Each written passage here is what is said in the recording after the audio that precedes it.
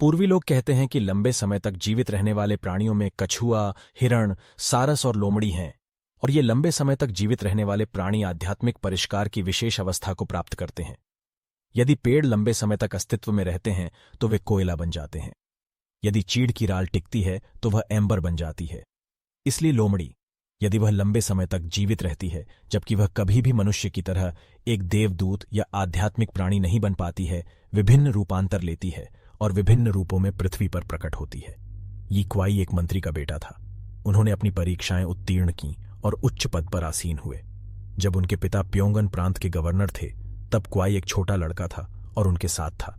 Governor की पहली पत्नी की मृत्यु हो जाने के कारण क्वाई की सौतेली मां घर की मालकिन थी। एक बार जब महामहिम निरीक्षण दौरे पर निकले थे तो यमीन खाली रह गया था और क्वाई उनके साथ वहां थी।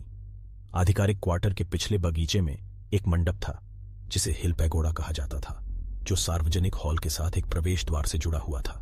अक्सर क्वाई यमीन लड़कों में से एक को अपने साथ ले जाता था और वहां पढ़ाई के लिए जाता था।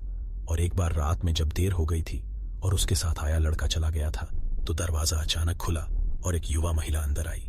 उसके कपड़े थे साफ सुथरी और वह बहुत सुंदर थी। क्वाई ने उसे ध्यान से देखा, लेकिन वह उसे पहचान नहीं पाया। वह स्पष्ट रूप से एक अजनबी थी, क्योंकि यमीन की नर्तकियों के बीच ऐसा कोई व्यक्ति नहीं था।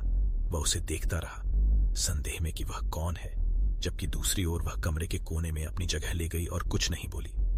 आप कौन हैं? उसने पूछा। वह केवल हंसी और कोई उत्तर नहीं दिया।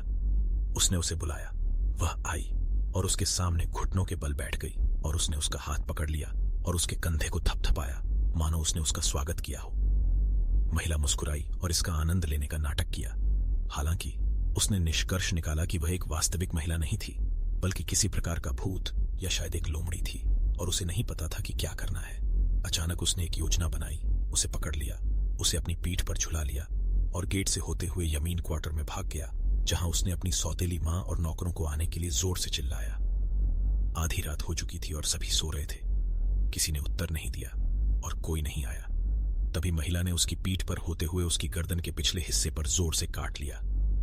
इससे उसे पता चल गया कि वह लोमड़ी है। इसके दर्द को बर्दाश्त करने में असमर्थ होने पर उसने अपनी पकड़ ढीली कर दी। जब वह जमीन पर कूद गई, भाग निकली और फिर कहीं दिखाई नहीं दी। कितने अफसोस की बात है कि कोई भी क्वाई की मदद के लिए नहीं आया। और इसलिए उसने जानवर के बारे में सुनिश्चित किया कि यह कोई रूप बदलने वाली लोमड़ी है। धन्यवाद मित्रों, आपका मेरे इस चैनल पर आने के लिए। मैं आशा करता हूं आपको मेरी यह कहानी पसंद आई होगी। प्राचीन कथा चैनल को सब्सक्राइब करें और हर रोज एक नई कहानी सुने।